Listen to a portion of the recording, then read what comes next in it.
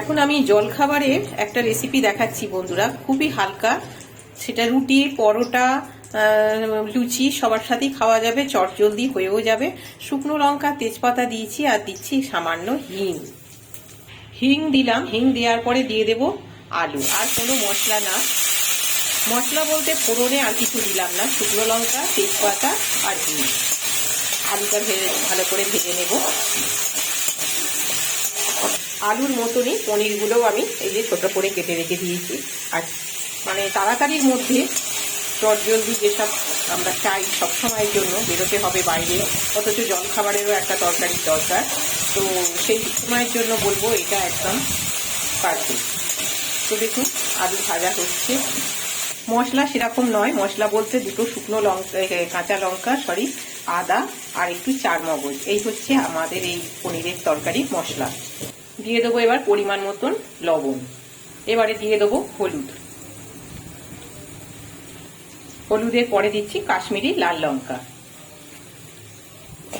ভালো করে মিশিয়ে নেবো হলুদ আর কাশ্মীরি লাল লঙ্কাটা। এবারে দিয়ে দেবো বেটে রাখা মশলাটা।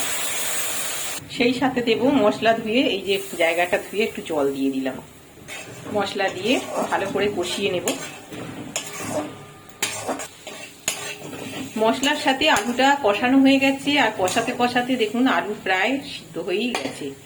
আচ্ছা, এবারে এই মতন অবস্থায় আমি এই যে পনিরটা কাটা আছে, পনিরটা দিয়ে দেবো।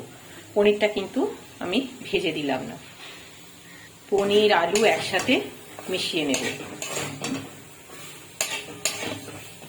এবারে দিয়ে দেবো পরিমাণ মতন জল। সবকিছুই দেয়া হলো, কিন্তু একটা জিনিস দেয়া হয়নি, সেটা হচ্ছে চিনি।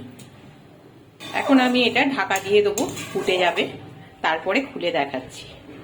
ঢাকাটা খুলে নিলাম, আর এই যে পনির আলু একেবারে রেডি হয়ে গেছে।